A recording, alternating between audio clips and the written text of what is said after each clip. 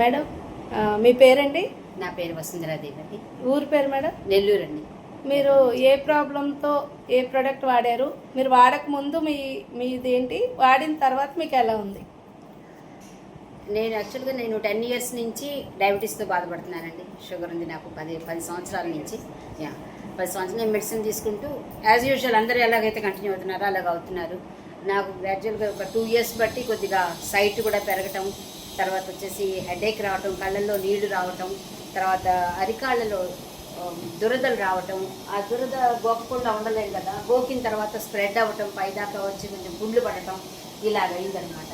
ఇవన్నిటితో బాధపడుతూ ఉన్నా. నేను మెడిసిన్ వేసుకుంటేనేమో తగ్గుతుంది, ఒక 4 రోజులు వారం రోజులు తర్వాత మళ్ళీ సమస్య అదే వస్తుంది అనమాట. సైట్ అలా కొంచెం ఫాస్ట్గా పెరగటం అది మొదలైంది, కంట్లో నీళ్లు కారణం అవుతుంది, హెడేక్ విపరీతంగా వచ్చేదనమాట. సరే ఇక ఎప్పటికప్పుడు ఈ సమస్యలకి డాక్టర్ దగ్గరికి వెళ్ళటం, మెడిసిన్స్ తీసుకోవటం అందరూ చేసినట్టుగానే నేను చేశాను. తర్వాత కొద్ది రోజుల క్రితం డాక్టర్ సంజయ్ నాకు ఈ మెడిసిన్ గురించి చెప్తే నేను వెంటనే దాన్ని తీసుకోలేకపోయాను.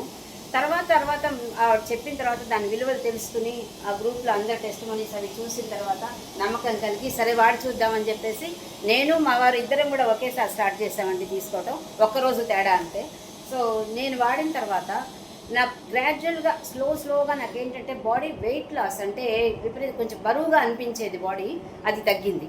First point. కొంచెం తేలిగ్గా నడుస్తున్నట్టుగా, మోకాల దగ్గర పట్టినట్టుగా ఉండేది, అది తగ్గింది.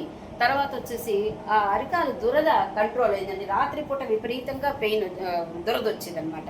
ఆ శారీ తగిలినా, గబుక్కని ఇంకేదన్నా ఒక చిన్న ఇది తగిలినా కూడా, నేల మీద నడిచే చిన్న రాయి ఇసుక లాంటి తగిలినా కూడా విపరీతంగా దురద లేచిపోయేది అనమాట. గోకుండా ఉండలేము, గోకితే ఇన్ఫెక్షన్ పెరిగిపోయేది. సో అది నాకు కంట్రోల్ అయ్యి గ్రాడ్యువల్గా ఎక్కడి దాకా వచ్చిందంటే బ్రౌన్ కలర్ తిరిగి నార్మల్ స్కిన్ పెట్టుకొస్తుంది అనమాట. ఇప్పుడు అది నాకు పెద్ద వరం అయింది, ఎందుకంటే రాత్రిపూట నేను నిద్ర సరిగా పోయారు కానీ చాలా కాలంగా. ఇప్పుడు దానివల్ల నాకు అదొక ప్రాబ్లం సాల్వ్ అయింది. నెక్స్ట్ వచ్చేసి కంట్లో నీళ్లు గారడం తగ్గింది. యాక్చువల్గా నేనైతే డాక్టర్ గారికి ఏ ఆపరేషను ఖచ్చితంగా ఉంటుంది, ఎట్లాగూ ఏజ్ కూడా ఉంది కదా, సైట్ ఉంటుందేమో నాకు అని చెప్పినని క్యాటరాక్ట్ ఆపరేషన్ సజెస్ట్ చేయొచ్చు, అయినా ఒకసారి టెస్టింగ్కి వెళ్ళిపోతాను డాక్టర్ దగ్గరికి అనుకుంటున్నాను. రీసెంట్గా మా సిస్టర్ కూడా చేయించుకుని, నాకన్నా చిన్నది అది, దానికే వచ్చినప్పుడు ఇంకా నాకు కాకుండా ఉంటుందా అనే థాట్లో ఉన్నానమాట. బట్ ఇది వాడిన దగ్గర నుంచి ఒక 15 డేస్ తర్వాత విషయం చెప్తున్నా, 15 డేస్ లోపల నాకు ఈ సమస్య సాల్వ్ అయింది. 15 డేస్ తర్వాత నుంచి నీళ్లు కారటం తగ్గిందండి. తగ్గి ఆ కింద, ఇప్పుడు మేము 3rd ఫ్లోర్లో ఉన్నాం, కింద కార్ పార్క్ చేస్తుంటే దాని నంబర్ చదవగలుగుతున్నాను అనమాట. ఇంప్రూవ్మెంట్.